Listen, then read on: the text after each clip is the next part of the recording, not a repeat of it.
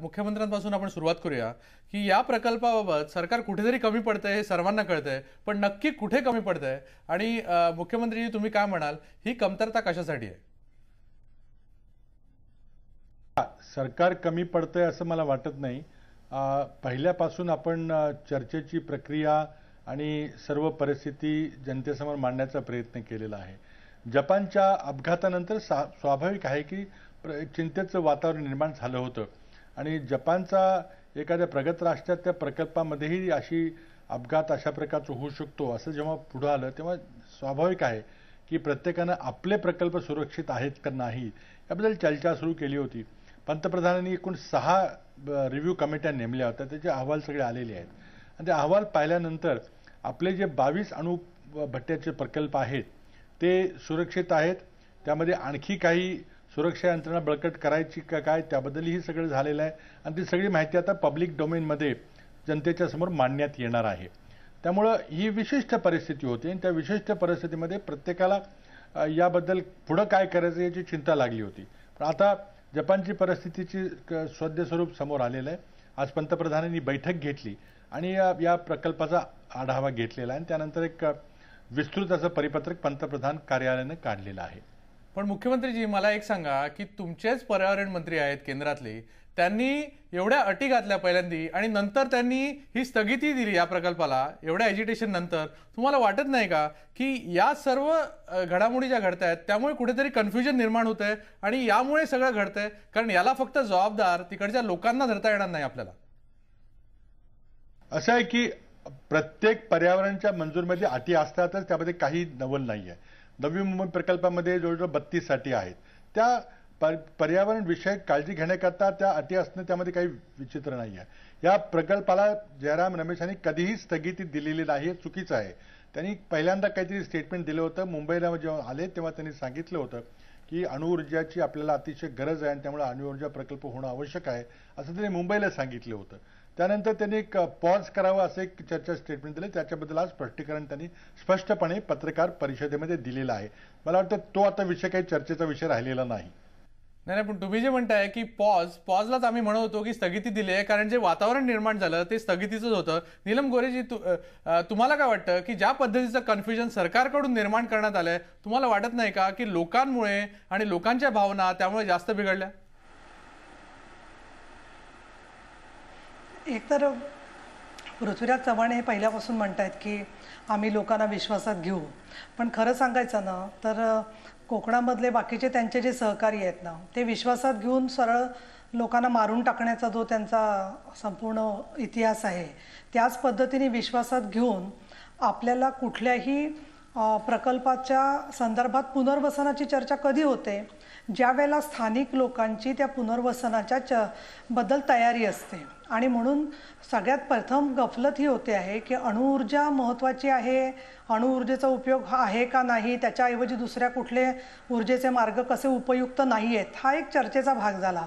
शिवसेनेची जी भूमिका आहे त्याच्यामध्ये मी तर असं म्हणेन की उद्धवजी ठाकरे काल तिथे परत गेले होते, आम्ही सगळेच जण तिथे होतो आणि मला तर असं वाटलं की पृथ्वीराज चव्हाण जर का आमच्याबरोबर काल असते तर ते पण याच मतापर्यंत आले असते की लोकांना हा प्रकल्प तिथे नको आहे। मासेमारी करणाऱ्या लोकांचा विचार, मच्छीमारांचा विचार सरकारने केलेलाच नाहीये। त्याचसोबत ज्या वेळेला शेजारचीच रायगडमध्ये जसं झालं की लोक म्हणतात की आम्हाला SEZ नको आहे, अशा वेळेला सरकारने किती त्यांच्यावरती जबरदस्ती करायची याच्या सुद्धा काही मर्यादा लोकशाहीमध्ये ठरवल्या पाहिजेत। आणि पृथ्वीराजजी चव्हाण यांच्याबद्दल मला अतिशय आदर आहे। मला असं वाटतं की ते संवेदनशील पद्धतीने मानवी चेहऱ्याच्या विकासाचा विचार करतात। प्राध्यापक अमर्त्य सेन यांनी जशा पद्धतीने मांडला तशा पद्धतीने ते विचार करणार। हाच प्रश्न आपण पृथ्वीराजांना पण विचारूया की सरकार जे नेहमी म्हणते पृथ्वीराजजी की लोकांना विश्वासात घेऊ, लोकांना विश्वासात घेऊ, मग आधी सरकारने लोकांना का नाही विश्वासात घेतलं? हा प्रकल्प एवढ्या आधीपासून सुरू झालाय, मग तेव्हा सरकार जे म्हणत होतं विश्वासात घेऊ, तो विश्वास कुठे आहे आता? मे महिन्यामध्ये गेल्या वर्षीच्या जनसुनावणी केली होती, त्यामध्ये हजारो लोक आले होते, त्यांनी खूप पत्रकं दिली, चर्चा केली, ऑब्जेक्शन सजेशन दिले आणि त्यानंतरच नोव्हेंबर डिसेंबरमध्ये पर्यावरण खात्यानं मंजुरी दिली होती। त्यामुळे पर्यावरण कायद्याप्रमाणे जनसुनवाई झाली होती। आणि त्यामुळे असा जर कोणी अर्थ काढला की कोणाला न विश्वासात घेता पर्यावरण खात्याने मंजुरी दिली तर तेही चुकीचं आहे, तोही गैरसमज पसरवला जातोय. त्यामुळे पर्यावरण खात्याची मंजुरी अगदी स्पष्ट मंजुरी आहे. आता फक्त जपानची दुर्घटना घडल्यानंतर सगळेच काळजीत होते. आता पुढे काय करायचं याबद्दल आता त्याबद्दल एक पंतप्रधानांच्या लेवलवर आढावा घेण्यात आलेला आहे आणि काही पंतप्रधानांनी काय अतिशय महत्त्वाचे निर्णय आणि ऊर्जा सर्व या कार्यक्रमाबद्दल घेतलेले आहेत. ते अतिशय महत्त्वाचे निर्णय आहेत. मला वाटतं त्या निर्णयाकडे फोकस करणं गरजेचं आहे. मंत्र्यांनी काहीतरी तोंडी काहीतरी बोलले नाही बोलले याला अर्थ नाही काही, त्यामुळे जे लेखी दिलं आहे ते महत्वाचं आहे. बरोबर आहे. तुम्ही पण वेळोवेळी म्हणताय की लोकांना मी विश्वासात घेतलेलं. अमजद बोरकर पण आपल्याबरोबर आहेत, मच्छीमार नेते आहेत ते त्या तिकडचे. अमजदजी, तुम्हाला काय वाटतं की खरंच सरकारने तुम्हाला विश्वासात घेतलेलं का? या अगोदर मी एक गोष्टीचा उल्लेख करीन की आमचं हे जे आंदोलन होतं हे मच्छी व्यवसायावर होणाऱ्या परिणामाबद्दल होतं. परंतु फुकुशिमाच्या दुर्घटनेनंतर याचं आणखी स्वरूप बदललेलं आहे. ते म्हणजे हे किनाऱ्यावरचे प्रकल्प अतिशय धोकादायक ठरू पाहत आहेत. फुकुशिमाच्या दुर्घटनेनंतर काही गरज नसताना डॉक्टर AARBचे काकोडकर यांनी जाहीर केलं की आमच्या जैतापूरचा प्रकल्प हा उंचावर आहे आणि तो सुरक्षित आहे. कारण जैतापूरचे हे पठार 80 फूट उंचावर आहे. परंतु प्रश्न असा होतो, एकीकडे असं म्हणतात पण दुसरीकडे AIA रिपोर्टमध्ये असं म्हटलेलं आहे की हे पठार तोडून कापून ते 20 फुटावर म्हणजे 7 मीटरवर साधारणपणे ते आणण्यात येईल आणि या प्रक्रियेमध्ये 388 दशलक्ष क्युबिक घनमीटर दगड माती गोळा होईल. आता जर असं EIA रिपोर्टमध्ये आहे तर मग नक्की काय हा उंच पठारावर होणार आहे का EIA रिपोर्टप्रमाणे हा 20 फुटावर होणार आहे याचं उत्तर मिळत नाही. त्यामुळे आणखीनच भीती वाढलेली आहे की नक्की ह्याच्यात काय आहे. म्हणजे उंचावर आहे म्हणून तो सुरक्षित आहे आणि जर कमी उंचीवर आहे तर तो असुरक्षित आहे असंच एक प्रकारे काकोडकरांनी सांगितलेलं आहे. नाही, माझा प्रश्न तुम्हाला हा आहे बोरकरजी, माझा प्रश्न हा आहे की तुम्हाला विश्वासात घेतलं गेलं का? जे मुख्यमंत्री म्हणतात की आम्ही लोकांना विश्वासात घेतलेलं, तुमचं काय म्हणणं आहे की तुम्हाला विश्वासात घेतलेलं नाही मच्छीमारांना? कारण मच्छीमार प्रकल्पग्रस्त हे कोण मान्यच करायला तयार नाहीत. कारण प्रकल्पग्रस्त कोण आहेत? ज्यांची जमीन जाते अशी. आता मच्छीमारांची जमीन जात नाही, समुद्र हीच मच्छीमारांची शेती आहे आणि समुद्राच्या सातबारावर मच्छीमारांचं नाव नाही. त्यामुळे मच्छीमारांना प्रकल्पग्रस्त म्हणून कोणी गृहीत धरत नाहीत. वारंवार असं जाहीर केलं गेले. त्यामुळे मच्छीमारांना विश्वासात घेण्याचा प्रश्नच येत नाही आणि आलेला नाही. मात्र मुख्यमंत्रीजींनी त्यांच्या भाषणामध्ये जैतापूरला आलेले असताना आम्हाला सांगितलं होतं की यासाठी स्थानिकांना विश्वासात घेण्यासाठी तज्ज्ञांची आपण बैठक घेऊया. दोन्ही बाजूचे तज्ज्ञ, जे विरोधक आहेत किंवा जे बाजूने बोलणारे तज्ज्ञ आहेत, त्यांची एकत्र बैठक घेऊया. आम्ही त्या बैठकीची वाट बघत आहोत. नाही, आपण मुख्यमंत्र्यांकडे जाऊया. त्या प्रकारची बैठक घेतली. मुख्यमंत्री, तुम्ही म्हणताय की तुम्ही सर्वांना विश्वासात घेतलंय. आता तुम्ही ऐकलं असेल की बोरकरजी म्हणतायत की त्यांना विश्वासात घेतलेलं नाही कारण त्यांना समजलंच नाही. असे बरेचसे लोक आहेत जे सरकारला वाटलं की हे प्रकल्पामुळे काहीच यांना अफेक्ट होणार नाही.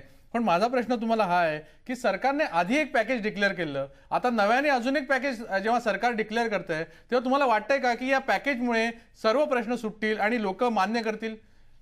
मला वाटतं त्यामध्ये गैरसमज काहीतरी होतोय. महाराष्ट्राच्या पुनर्वसन कायद्यानुसार एक जेव्हा जमीन अधिग्रहण होते तेव्हा एक किंमतीचा निवाडा केला जातो. तो एक भाग झाला. तो निवाडा झालेला आहे. पुनर्वसनाचं पॅकेज घोषित झालेलं आहे. त्यामध्ये कायद्याने त्याला कोणाला चॅलेंज करता येत नाही असा आपला पुनर्वसनाचा कायदा आहे. त्याप्रमाणे पॅकेज घोषित झाले. अनुदान देण्याचा विषय चर्चेमध्ये आहे आणि म्हणून आणखी त्यांना सानुग्रह अनुदान किंवा एक एक्स्ट्राशिया रक्कम द्यावी याबद्दल चर्चा चालू आहे. ते पॅकेज अजून घोषित झालेलं नाही, ते लवकरच घोषित करू असं आज आम्ही सांगितलेलं आहे. ठीक आहे. ते म्हणतात की हे पॅकेज घोषित केलेलं नाही आहे पण त्याची घोषणा होणार आहे. ठीक आहे. आपल्याला अनिल गचके आहेत. गचकेजी, तुम्ही स्वतः अभ्यासक आहेत. तुम्हाला काय वाटतं की हा जो प्रकल्प आहे, बरंच कन्फ्युजन आहे अजूनही, हा उंचावर आहे, खाली आहे, याच्यात समुद्रात काय होणार आहे का, मच्छीमाराला त्रास होणार आहे का, पर्यावरणाचा गोंधळ होणार आहे का, तुम्ही काय म्हणाल, या प्रकल्पाचा तोटा आहे की फायदा आहे? एकंदर अशा प्रकारचे जे प्रकल्प असतात त्याचा विचार हा 4 दृष्टीने करायला पाहिजे. एक पहिला विचार तिकडचे होणारे सामाजिक परिणाम, दुसरा विचार पर्यावरण, तिसरा तांत्रिक, मी स्वतः इलेक्ट्रिकल इंजिनियर असल्यामुळे मी तांत्रिक गोष्टीला तेवढंच महत्त्व देतोय, आणि चौथा आहे आर्थिक. ह्या सगळ्या दृष्टीने जर का विचार केला आणि पूर्वानुभव आत्तापर्यंत आपल्याकडे असे जे प्रकल्प 6 ठिकाणी झालेले आहेत, तर ह्या 6 ठिकाणी सगळी मिळून जी काय 4860 मेगावॉट वीज जे निर्माण केली जाते, ह्या सगळ्यांचा जर का परिणाम बघितला तर असं दिसतंय की प्रकल्प बाधित लोकांना आजपर्यंत योग्य ते कॉम्पन्सेशन मिळालं नाही. मी स्वतः तारापूरचा आहे. तारापूरला 1964 साली प्रकल्पाचं बांधकाम सुरू झालं, 1969 साली प्रकल्प सुरू झाला आणि आज सुद्धा अक्कारपट्टी आणि पोफरण ह्या 2 गावांच्या लोकांच्या विस्थापितांच्या व्यथा संपलेल्या नाहीत. मग अशा परिस्थितीमध्ये स्थानिक लोकांचा विरोध बाजूला ठेवला किंवा तो मोडून काढला आणि प्रकल्प रेटला, तर त्याच्यामुळे प्रकल्प व्हायला पाहिजे की न व्हायला पाहिजे हा मुद्दा येत नाही. पण स्थानिकांचा मुद्दा सोडवायचा कसा? दुसरी गोष्ट, अणुऊर्जा प्रकल्प हे ऊर्जा स्रोतांपैकी सगळ्यात महाग, मी आता हा तांत्रिक आणि आर्थिक विषयांच्या अँगलनी बोलतोय. कोळशावर आधारित जे ऊर्जा प्रकल्प आहेत ते 4.5 कोटी रुपये प्रति मेगावॉट हे त्याचा भांडवली खर्च येतो आणि त्याच्या समोर अणुऊर्जा प्रकल्पाचा 18 कोटी रुपये प्रति मेगावॉट हा खर्च येतो. मग अशा परिस्थितीमध्ये एवढं भांडवली गुंतवणूक करून हा प्रकल्प करायचा का? त्याला जर पर्याय उपलब्ध आहेत, कोळशावर आधारित आहे, गॅसवर आधारित आहे, पाण्यावर आधारित जलविद्युत प्रकल्प आहेत की जे 6 ते 7 कोटी रुपये प्रति मेगावॉट हा त्याचा भांडवली खर्च येतो. मग अशा परिस्थितीमध्ये अणुऊर्जेचा प्रकल्प सांगितलं जातं की अणुऊर्जा ही क्लीन टेक्नॉलॉजी आहे किंवा क्लीन एनर्जी आहे, परंतु हे कितपत खरं आहे हा एक संशोधनाचा विषय आहे आणि ह्याच्यामध्ये तुम्ही आता म्हणाल की विश्वासार्हता जी आहे ती कुठेतरी लोकांमध्ये नाहीये आणि सरकारवर तेवढी विश्वासार्हता नाहीये असं वाटतंय. मुख्यमंत्र्यांकडून याचं उत्तर घेऊया. पण जनार्दन चांदोरकरजी, तुम्ही काय म्हणाल की नेहमी विश्वासार्हताचा प्रश्न येतो, सरकार पॅकेजेस डिक्लेअर करते आणि कुठेतरी ते दिली जात नाहीत म्हणूनच लोकांमध्ये अनरेस्ट आहे आणि कुठेतरी लोक विरोध करतात असं तुम्हाला वाटतं? नाही, याच्यामध्ये मी आपल्याला सांगू इच्छितो की मुंबईमध्ये काल जपानचे जे राजदूत आहेत, ambassador of Japan in India, त्यांनी ऑब्झर्वर्स फाउंडेशन नावाच्या संस्थेनं आयोजित केलेल्या एका कार्यक्रमामध्ये भाषण केलं आणि त्या भाषणामध्ये त्याने असं सांगितलं की जैतापूरच्या प्रकल्पाच्या संदर्भामध्ये जे गैरसमज विशेषतः प्रसारमाध्यमांच्यामुळे झालेले आहेत त्याच्याबद्दल माझं मत देत असताना मला असं वाटतं की अणुऊर्जा हा भावनेचा प्रश्न नसून हा विज्ञानाचा प्रश्न आहे. याच्याकडे पाहिलं, या दृष्टिकोनातून त्याकडे पाहिलं. काय माहिती आहे की चांदोरकरजी, आपण त्या मुद्द्यावर येऊया की हा भावनेचा आहे का विज्ञानाचा आहे. पण जपानच्या लोकांना माहित नसतील की आपल्याकडे किती घोटाळे होतात आणि आपली राजकीय परिस्थिती काय आहे, त्यामुळे कदाचित लोकांचा त्या गोष्टींवर विश्वास आहे का या मुद्द्यावर पण येऊया. आणि आजच्या बैठकीत काय झालं की त्यामुळे आपले पर्यावरण मंत्री अचानक बदलले या गोष्टींवर पण मुख्यमंत्र्यांना विचारूया. आपल्याला पृथ्वीराज चव्हाण पण आहेत, मुख्यमंत्री महाराष्ट्राचे. पृथ्वीराजजी, तुम्हाला काय वाटतं की अजूनपर्यंत जे जयराम रमेश सांगत होते की पॉज आहे, तो अचानक आज तुम्ही बैठक घेतली, दिल्लीला गेलात, पंतप्रधानांशी बोललात आणि अचानक हा पॉज काढण्यामागचं कारण तरी काय? हे मला वाटतं काहीतरी गलतफहमी होती आहे. जी परवानगी जयराम रमेश यांनी दिलेली आहे ती लेखी परवानगी दिलेली आहे. जोपर्यंत ती लेखी परवानगी ते परत घेत नाहीत किंवा त्याच्याबद्दल दुसरं काही लेखी पत्र देत नाहीत, त्यामुळे पॉज करणं किंवा काळजी करणं किंवा चिंता करणं हे यामध्ये काही गैर आहे असं मला वाटत नाही. त्यामुळे त्या पॉजचा अर्थ कोणीतरी तो प्रकल्प थांबवला आहे किंवा पर्यावरण विषयक मंजुरी दिलेली रद्द केलेली आहे असा जर कोणी काढला तर तो विपर्यास होईल. तसं कधीच नव्हतं. आणि हा जो निर्णय झाला तो पंतप्रधानांच्या बरोबर झालेल्या बैठकीमध्ये झाला, पत्रकार परिषदेमध्ये झाला नाही. आणि बैठकीनंतर पंतप्रधान कार्यालयाने एक पत्रक काढलेलं आहे. पण ठीक आहे, कुठेतरी यामुळे कन्फ्युजन झालंय, तुम्हाला मान्य करावं लागेल. कारण ज्या पद्धतीने हा पॉज तुम्ही जो म्हणताय पॉज देण्यात आला त्यामुळे कुठेतरी सगळीकडे कन्फ्युजन झालं आणि लोकांना वाटायला लागलं की खरंच काहीतरी आहे. आणि त्यांनी जपानचं जे उदाहरण दिलं त्यामुळे पण हा गैरसमज झाला असावा असं तुमचं म्हणणं आहे. ठीक आहे, अनिल गचकेजी, तुम्ही मला सांगा की आता म्हटलं जातं, सरकारतर्फे नेहमी म्हटलं जातं की दुसरा आपल्याकडे विकल्प नाही आहे आणि अणुऊर्जा मस्ट आहे. मग तुम्ही स्वतः तंत्रज्ञ पण आहात, तुम्हाला काय वाटतं की फक्त अणुऊर्जाच आहे का, दुसरी ऊर्जा आपण निर्मिती करू शकत नाही का? तसं बघायला गेलं तर अणुऊर्जा हा पर्याय संपूर्ण आवश्यकतेला आपल्या जे आहे तो अणुऊर्जा प्रकल्प होऊच शकत नाही, पर्याय होऊच शकत नाही. कारण अणुऊर्जा ही फक्त 4% आपल्याकडे निर्माण होते आहे. अमेरिकेसारख्या ठिकाणी सुद्धा एकेकाळी 30% त्यांचं अणुऊर्जेवरती अवलंबून होतं. पण आज गेल्या 30 वर्षामध्ये अमेरिकेने एकही नवा अणुऊर्जा प्रकल्प लावला नाही. आणि जगातला एकूण जर का ट्रेंड बघितला, प्रवाह बघितलात, तर तो अणुऊर्जेवरचं अवलंबित्व कमी कमी करत जात आहेत प्रत्येक देश. चेर्नोबिलचं झालं, 25 वर्ष झाली, अजूनही त्याचे इफेक्ट्स होत आहेत. मी तंत्रज्ञ म्हणून एकच सांगू शकतो की ह्या बाबतीमध्ये जे काही शास्त्रज्ञ म्हणून अणुऊर्जा प्रकल्पातले शास्त्रज्ञ, मग ते अनिल काकोडकर असतील, अणुऊर्जा आयोगाचे भूतपूर्व अध्यक्ष, म्हणायचं का की ज्या पद्धतीने हा विरोध होतोय हा बरोबर, मला एवढंच जाणून द्यायचं आहे की शास्त्रज्ञांमध्ये सुद्धा एकमत नाहीये. अय्यंगार, गोपालकृष्णन, प्रसाद हे तिन्ही वेगळ्या पद्धतीने बोलतात. पर्यावरण जे मंत्री आहेत त्यामध्ये पण एक सांगता नाही आणि सरकारमध्ये पण नाही, वेगवेगळी स्टेटमेंट येत आहेत, मुख्यमंत्री नाकारतायत. ठीक आहे, नीलम गोरेजी, तुम्ही काय म्हणाल की फक्त भावनिक मुद्द्यांवर शिवसेना याला विरोध करते का? नाही, मला एकतर थोडं स्पष्टीकरण करू दे. मगाशी सन्माननीय मुख्यमंत्री असं म्हणाले की मे महिन्यामध्ये गेल्या वर्षी जनसुनवाई झाली होती, परंतु तिथल्या सगळ्या स्थानिक लोकांनी स्पष्ट केलेलं आहे की 2000 लोकांच्या उपस्थितीत जनसुनवाई झालं असं सांगतात, परंतु ज्या सभागृहात झाली तो सभागृहच मुळे 2000 लोकांच्या कपॅसिटीचा नाही आहे. त्यामुळे ज्या अधिकाऱ्यांनी सगळ्या अधिकाऱ्यांवर मुख्यमंत्र्यांनी अविश्वास करावा असं मी म्हणणार नाही, त्यांना ते गैरसोयीचं आहे, परंतु या सगळ्याची फेरतपासणी करायला परत टाटा इन्स्टिट्यूटवर जबाबदारी टाकल्यावर त्यांनी पण हाच निष्कर्ष काढलेला आहे की स्थानिकांना विश्वासात घेण्यात अपयश आलं. मग प्रश्न असा येतोय की मासेमार असतील, शेतकरी असतील, या सगळ्यांना विश्वासात घेतलं हा जो आधीच्या लोकांचा दावा आहे तोच योग्य नाही आहे, हे कुठेतरी मुख्यमंत्र्यांनी तपासून घेतलं पाहिजे. दुसरं मला असं सुचवायचं की समजा विश्वासात घेऊन परत जनसुनवाई झाली आणि स्थानिक शेतकरी आणि मच्छीमारांनी जर का बहुमताने सांगितलं की आम्हाला प्रकल्प नको, तर याच्याबद्दल फेरविचार का होऊ शकत नाही हे आम्हाला कळलं पाहिजे. कारण आतापर्यंत SEZ रायगडच्या वेळेला सुद्धा जनसुनवाईचा असाच फार्स झाला.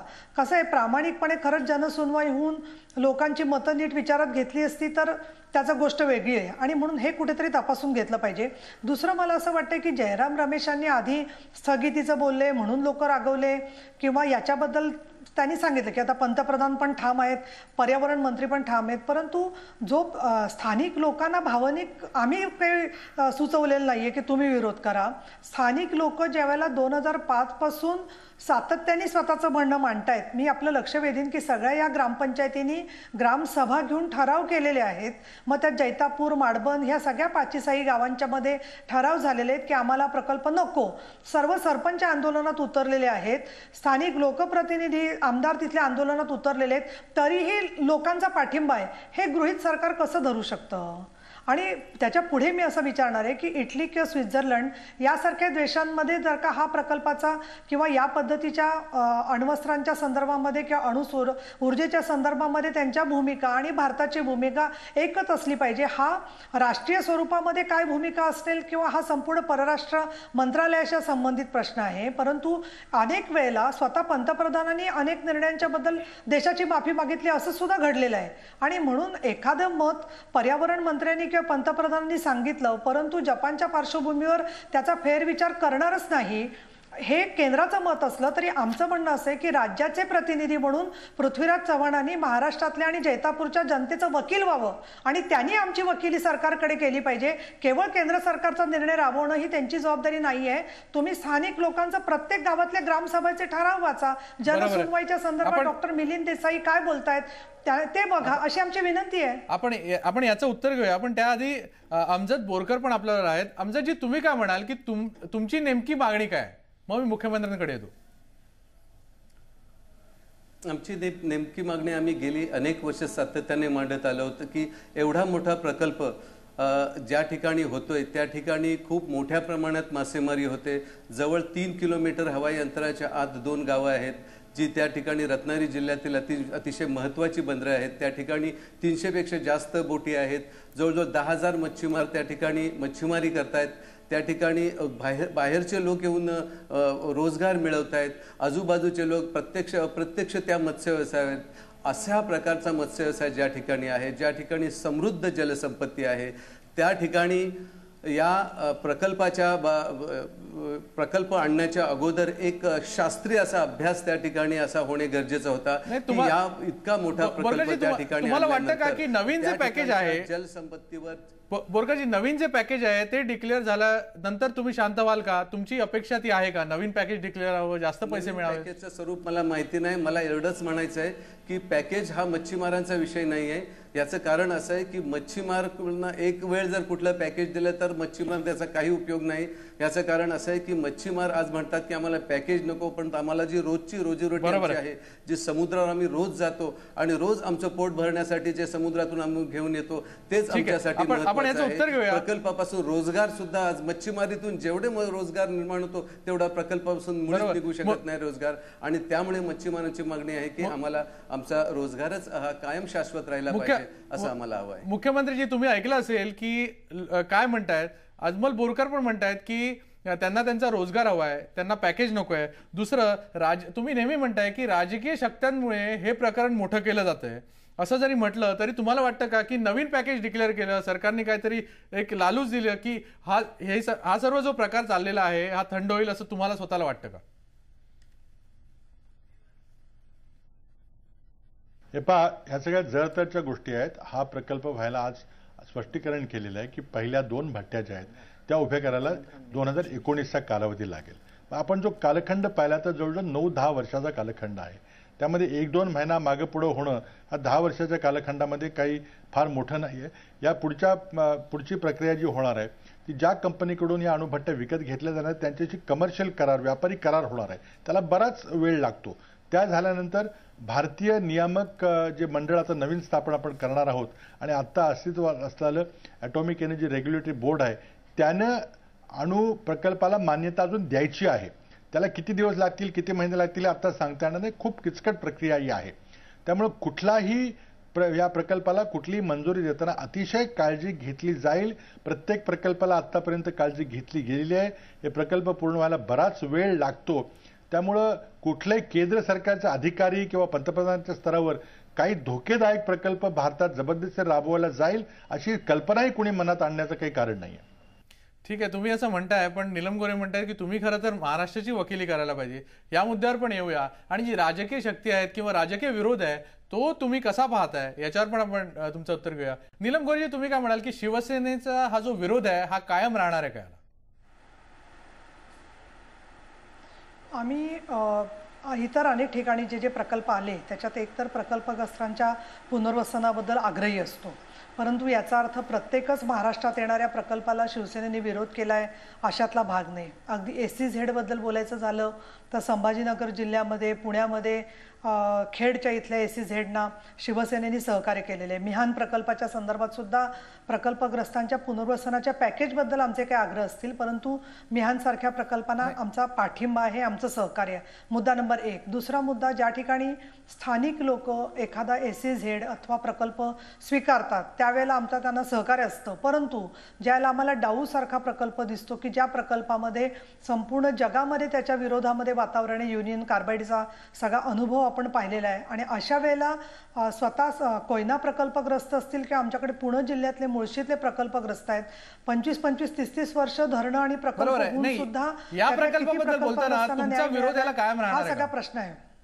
या प्रकल्पाबद्दल बोलताना शिवसेनेचा विरोध याला कायम निश्चितपणे जोपर्यंत स्थानिक लोकांचं जे म्हणणं आहे त्याच्याबद्दल आमच्या जो श्वासाश्वास आहे तोपर्यंत आम्ही राहणार. आणि तिथे फारुख सोलकर नावाच्या मुलांनी काल उद्धव साहेबांसमोर सांगितलं, माझ्या तर डोळ्यात अक्षरशः पाणी आलं होतं की असे 1000 तबरेज व्हायला तयार आहेत.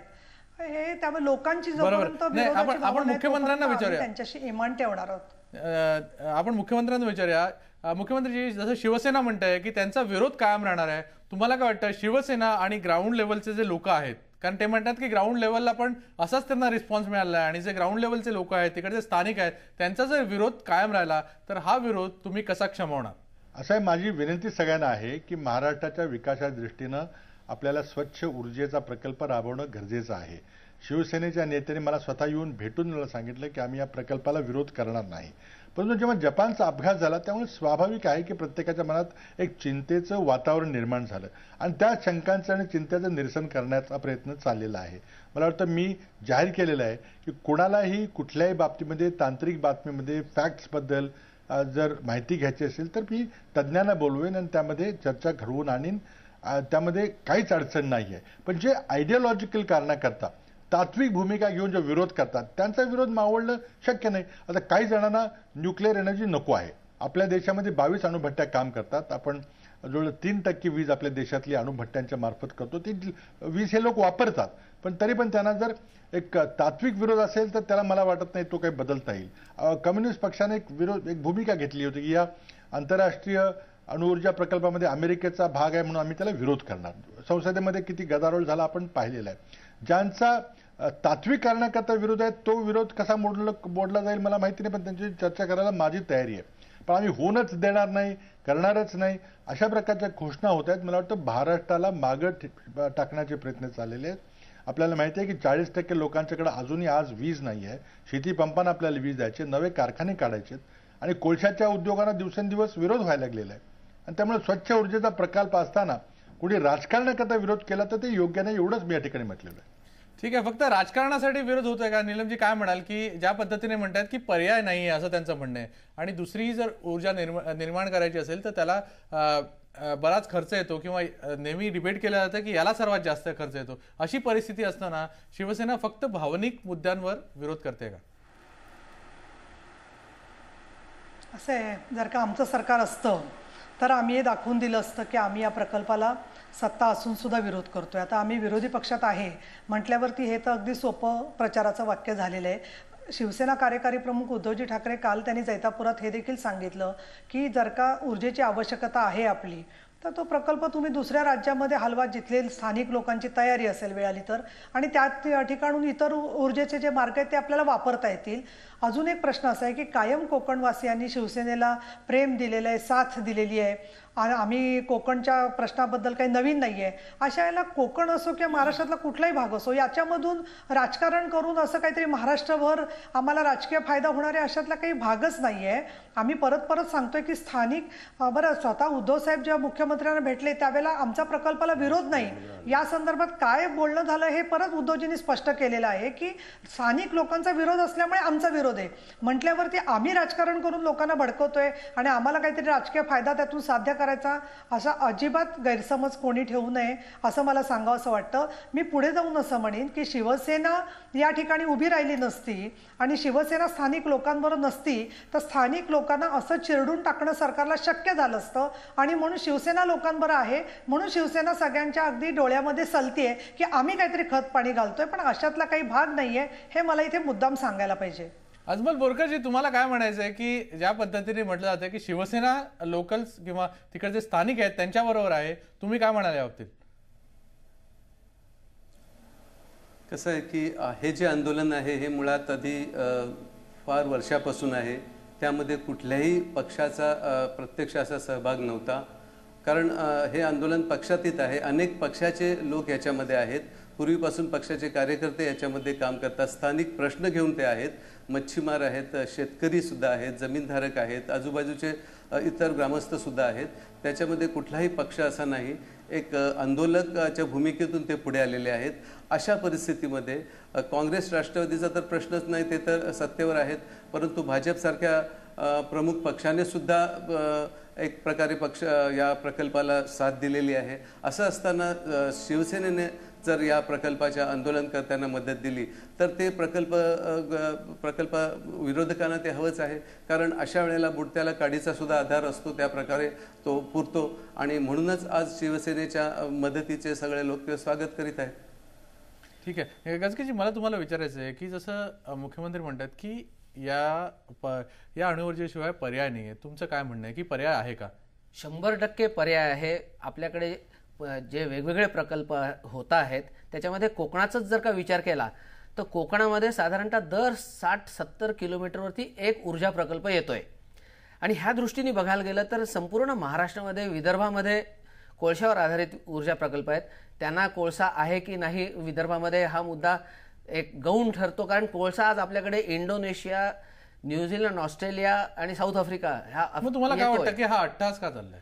का अट्टहास चाललाय हेच मला कळत नाहीये. माझा मुख्यमंत्र्यांना हाच प्रश्न आहे की हा अट्टहास का करता आहात, की जर का प्रकल्पाची मुळात कॅपिटल कॉस्ट जी आहे ती 16 कोटी ते 18 कोटी रुपये आहे प्रति मेगावॉट, म्हणजे 1,80,000 कोटीचा हा प्रकल्प आहे.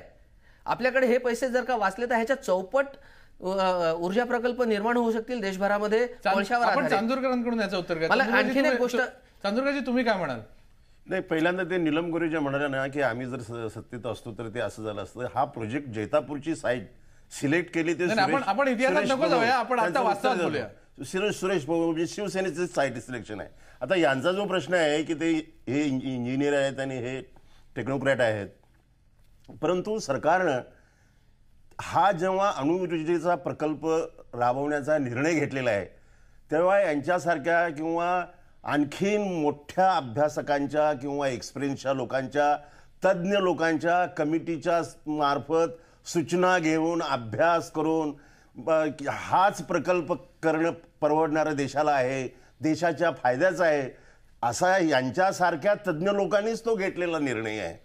आणि म्हणून यांचं म्हणणे हे वैयक्तिक म्हणणं आहे, परंतु सरकार हे वैयक्तिक म्हणणं ऐकण्यापेक्षा तज्ज्ञ लोकांनी दिलेल्या निर्णयावरती चालत असतं. आणि म्हणून आता पृथ्वीराज चव्हाण साहेबांनी सांगितल्याप्रमाणे हा प्रोजेक्ट हा आहे हा महाराष्ट्राच्या विकासासाठी आहे आणि महाराष्ट्र. पण असं सगळ्यांचं मत नाहीये. मला एकच म्हणणं आहे, आपल्याकडे वेळ कमी आहे. एकच मिनिट सांगतो की चांदोरकर आता जे म्हणतायत की तज्ञांचं मत ह्याला फॉर आहे असं नाहीये. गोपाळ कृष्ण अय्यंगार आणि डॉक्टर प्रसाद आणि डॉक्टर राठोड हे दोघांमध्ये there are differences, there is no doubt about it, कारण प्रत्येकाची मतं आहेत ती शेवटी. नीलम गोरे, तुम्हाला काय वाटतं की पुन्हा एकदा सरकारने या सर्व प्रकरणावर चर्चा करायला हवी का?